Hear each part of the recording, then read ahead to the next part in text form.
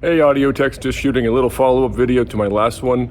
We're in the service this weekend and we want to dial in Mark's levels so that it's full and present in this room, so it's really helpful for the people in here, and then the acceptable amount of echoiness for the broadcast mix. So I'm just going to give you examples of my settings during the service and I'll show you how it sounds in broadcast.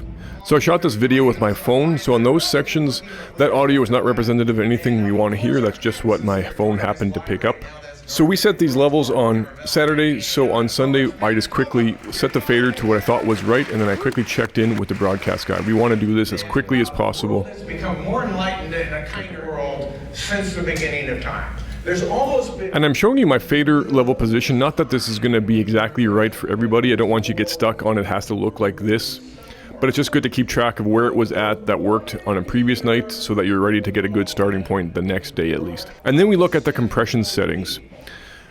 You don't have to follow my settings exactly, but I was getting a decent amount of compression, around maybe 10 or almost 12 decibel at the loudest spots. And then I had some EQ settings that were to help the clarity come out a little bit, so that's that boost around 3 Hertz. And I actually rang out the mic to get rid of feedback points, which helped it as well. And then notice the level. This is about the level in the room we want to get to. If we can even sneak in sometimes a little more, but it might be hard. Notice here it peaks at 72 a couple of times. And actually after I shot this video, I even saw a 73 at one point. And it still sounded what you're going to hear like online, which was good.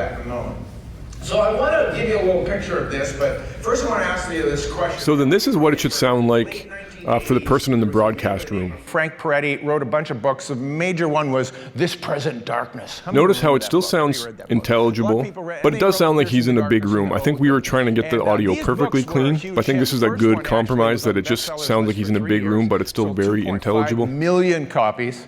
And this is my opinion, you might not agree with this. I thought it was incredibly poorly written.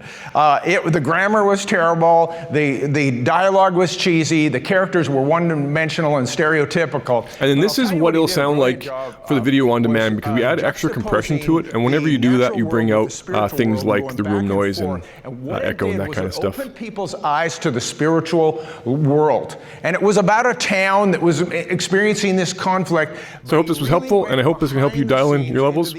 And we want to try to keep this as consistent as possible. Thank you, everyone.